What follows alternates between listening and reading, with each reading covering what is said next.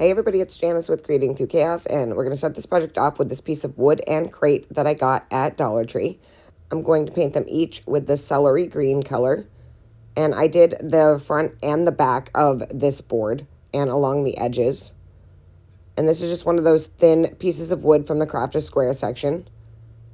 And then the same thing with the crate. I'm going to paint all of the crate, including the bottom. And I did a little bit onto the inside of the crate. I didn't go crazy all the way down.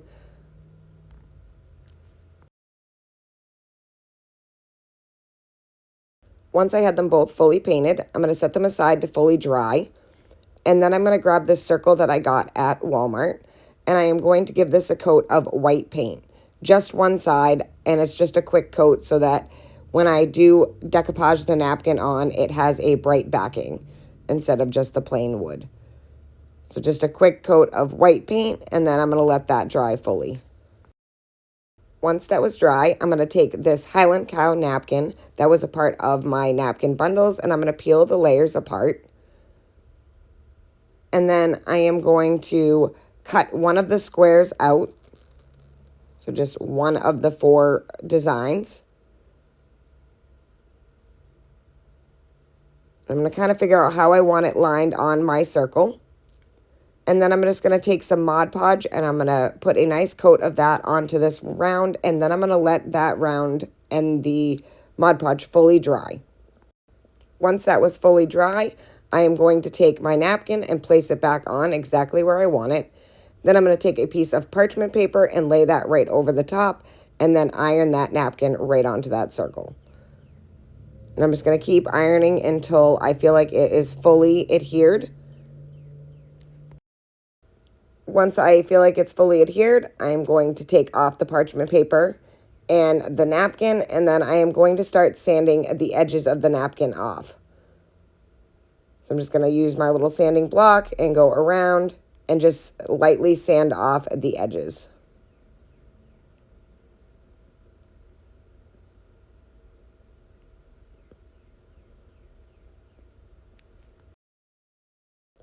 Once I have that all sanded off, I am going to take my antique wax and just go around the edge of this circle. And then I'm also going to go a little on the crate and also along the piece of wood. So I'm just going to go around all of the edges and just kind of give it a little bit of a rustic look. And again, same thing with the crate. Go along the front of that and along the edges and the sides. I'm not worried about the back because we're going to not see the back. So just kind of add that all around. And then you can take a baby wipe and wipe off the excess if you don't like how much is on there. As you can see, I'm kind of adding a little bit more. And then you can just take a baby wipe, like I said, and just kind of regulate how much you have on there. So once I have everything all covered with the antique wax and I have it all the, tone that I want it, I am going to take this crate and I am going to glue that to the very bottom of this piece of wood. So I'm just going to add some hot glue, and as you can see, some of it got on my sign, but that's okay. Once it dries, it'll pop right off. I am going to put this right at the bottom.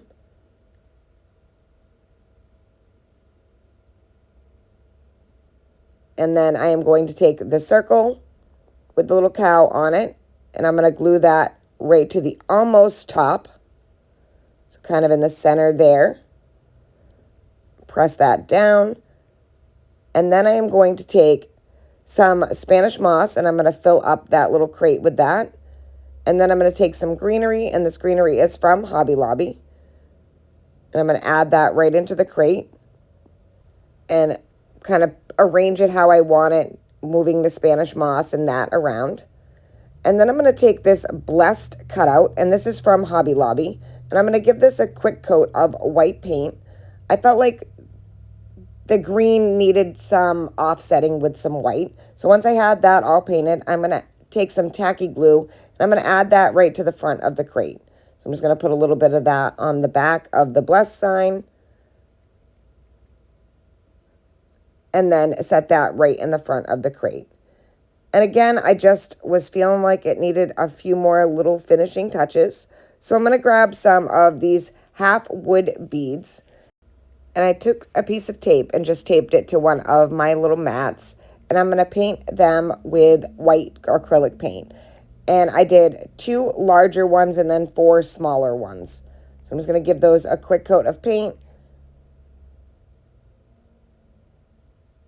Making sure I get all the way around them. Doing that on the tape is so much easier than trying to hold them.